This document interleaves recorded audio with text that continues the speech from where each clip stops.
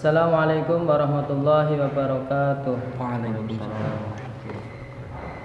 Perkenalkan, kami dari Pondok Pesantren Durratul Ahlussunnah wal Jamaah akan membacakan kitab Fathul Qorib karangan Syekh Muhammad bin Qasim Al-Ghazi, Faslun fi umurin tukhalifu fiha al-mar'atu ar-rajula fi sholati. Saya Abu Sulaiman dan teman saya Kang Reza dan Kang Diaul Aziz akan menemani saya untuk belajar bersama. Bismillahirrahmanirrahim. Faslun ay hadza faslun. Faslun fi umurin tukhalifu fiha al-mar'atu ar-rajula fi sholati. Wa dzakara al-musannifu dzalika bi qawlihi wal mar'atu tukhalifur rajula fi khamsati asya'a. Farrajulu yujafi ay yarfa'u mirfaqaihi an jambaihi wa yukillu ay yarfa'u badnahu an fakhidaihi fir ruku'i was sujudi wa yadharu fi mawdi'il jahri wa taqaddama bayanuhu fi mawdi'ihi. Wa idza nabahu ay asabahu syai'un fi sholati sabbaha fayaqulu subhanallahi biqasdi dzikri faqat au ma'al iklami au atlaqa lam tabtul sholatuhu awil iklami faqat batalat. Wa auratur rajuli ma baina surratihi wa rukbatihi amma huma falaisa minal aurati la ma fawqahuma. Wal mar'atu tukhalifur rajula fil khamsi al madhkurati fa innaha tadummu ba'daha ila ba'din fatulsiku batnaha bi fakhidaiha fi ruku'iha wa sujudiha wa tufidu sautaha in shollat fi hadratir rijali al ajanibi fa in shollat munfaridatan anhum jaharat. Wa idza nabaha syai'un fi sholati safiqat bidurbil yumna ala dhuhril yusra falau darabat batnan bi batnin bi qasdil labi walau qalilan ma'a ilmi tahrimi batalat sholatuha. Wal huntha kal mar'ati wa jami'u badanil mar'atil hurrati auratun illa wajhaha wa kaffaiha wa hadhihi auratuha fis sholati amma kharijas sholati fa auratuha jami'u badaniha wal amatu karrajuli fis sholati fatakunu auratuha ma baina surratiha wa rukbatiha.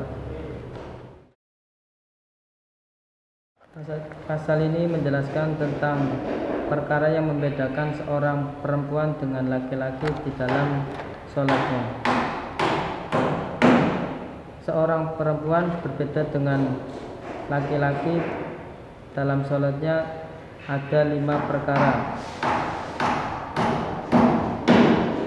Lelaki merenggangkan kedua sikutnya dari lambungnya, yaitu dengan mengangkat perutnya dan dari pahanya ketika ruku dan sujud. Dan juga seorang lelaki mengeraskan suaranya pada tempatnya, pada sholat yang dianjurkan untuk mengeraskan suaranya.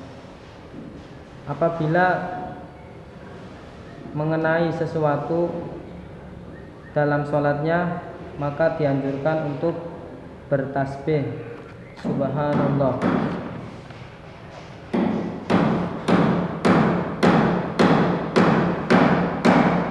Dan auratnya laki-laki yaitu antara pusar dan lutut.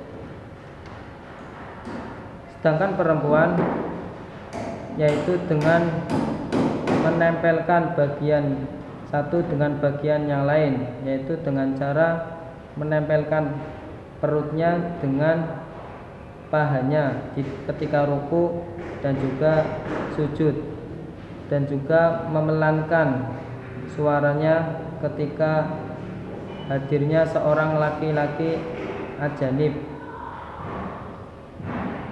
dan juga ketika sesuatu tersebut mengenai, maka dianjurkan untuk bertepuk, dan seluruh badan perempuan adalah aurat kecuali wajah dan dua telapak tangannya. Dan auratnya amat atau budak perempuan itu seperti laki-laki ketika sholat. Nah, Sulaiman, kula badhe tanglet, sing saya mau tanya wal mar'atu tukhalifu. Nah, di situ pakainya tukhalifu. Tukhalifu itu ikut wazan apa dan faedahnya apa? Ya, jadi tukhalifu itu mengikuti wazan fa'ala yufa'ilu, yaitu sulasi mazid biharfaini, yaitu ta dan wa alif zaidah. Faedahnya di sini adalah musyarakah bainal isnaini, yaitu sekuton di antara dua pelakunya, yaitu laki-laki dan perempuan itu saling berbeda. Oke, cukup ya. Lalu ini fi khamsati asya'a. Mudhof ilaih kok dibaca fathah enggak asya'i? Itu kenapa? Asya'a di sini menjadi mudhof ilaih dibaca fathah karena isim ghairu munsharif. Asya'a isim ghairu munsharif dengan satu ilat yang menempati dua ilat, yaitu alif taknis, alif mamdudah. Nggih, setenggal malih Kang badhe tanglet. Tadi wal mar'atu tukhalifu rajul fil khamsi al madhkurati. Nah, kenapa enggak fil khamsati al madhkurati seperti itu? Ini kenapa fil khamsi al madhkurati? Di redaksi yang lain juga ditemukan berbeda dengan ini, yaitu fil khamsati al madhkurati. Jadi lebih pasnya itu fil khamsati al madhkurati. Dalam kitab Bajuri bahwa dijelaskan bahwa wal mar'atu tukhalifu rajula fil khamsati al madhkurati. Karena maksudnya muannas, jadi dengan fil khamsati, bukan, lebih tepatnya fil khamsati, dan juga disifati muannas al madhkurati.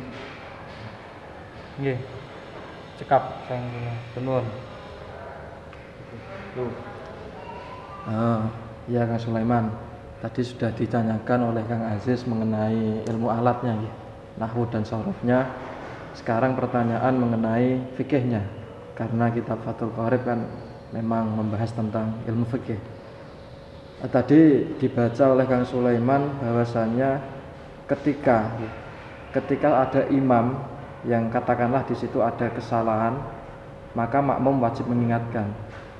Dan ketika makmum itu seorang laki-laki, maka mengingatkannya harus dengan cara mengucapkan tasbih. Di situ ada permasalahan, ketika mengucapkan tasbih, kita kan disyaratkan untuk berzikir.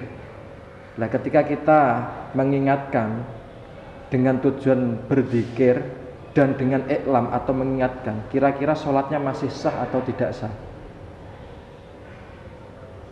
Sholatnya ketika tujuannya berzikir dan juga mengingatkan, maka sah.